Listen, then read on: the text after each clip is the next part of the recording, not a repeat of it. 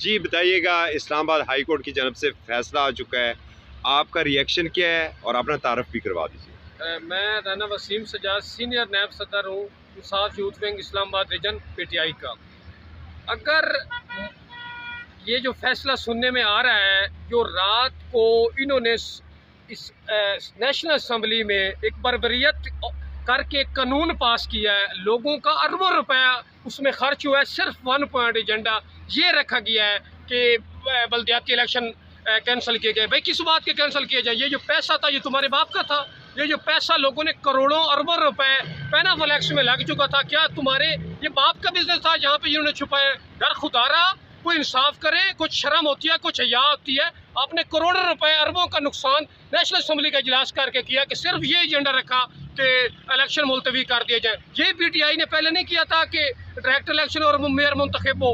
आपके ये नया मनसूबा कहाँ से ले आए हैं? खुदारा ये सुप्रीम कोर्ट को, हाई कोर्ट को ये डिसीजन लेना चाहिए। आवाम की नफरत आपके बारे में ज़्यादा फैलती जा रही है। जो लोगों ने अखराजात किए हैं उनको पूरा कौन करेगा? उनका हिसाब कौन देगा? हम इस चीज़ का हिसाब लेंगे। ये आम आवाम का पैसा लगा है और ये इस्लामाबाद का एक बहुत बड़ा इलेक्शन होने जा रहा था। इस फाशिस्ट हुकूमत को ये ख़तरा था अगर मेयर ही हमारा बन जाता है पीटीआई का, तो ये इनको इधर इस्लामाबाद में रहने की जगह नहीं मिलेगी। हम इस चीज़ को भरपूर एहतजाज करेंगे। यूथ विंग इस्लामाबाद की चैन से नहीं बैठेगी, पीटीआई चैन से नहीं बैठेगी। हम इसका भरपूर और ज़बरदस्त किस्म का रोडों पे आके रद्द अमल देंगे। हम छोड़ेंगे नहीं आपको। पहली बात यह है कि जो कानून साजी ये करने जा रहे हैं, 13 जमातों का एक मुरब्बा वहाँ पे बैठा हुआ है, वहाँ पे पूरी तरह नुमाइंदगी है। इस्लामाबाद का वो फैसला कर रहे हैं।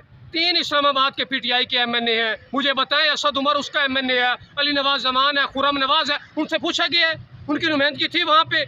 एक इस्लामाबाद का फैसला कौन होते हैं? बाकी 13 जमातों का मुरब्बा ये फैसला करने वाले। इस्लामाबाद की नुमाइंदगी वहाँ पे होना ज़रूरी थी। हम इस चीज़ की फुरतूर मोहम्मत करते हैं। और सुप्रीम कोर्ट की इस बात का नहीं पता, हाई कोर्ट की इस बात का नहीं पता कि जिस टाइम पाकिस्तान इस्लामाबाद की नुमाइंदगी नहीं है, पीटीआई की नुमाइंदगी नहीं है, एक 10-15 लोग, अब देखें तो सही इजलास में 10-15 लोग बैठे हैं, हाँ कहीं किसी की नहीं निकली कि जब स्पीकर ने पूछा कि आप इसमें क्या कहेंगे और पास कर दिया गया है।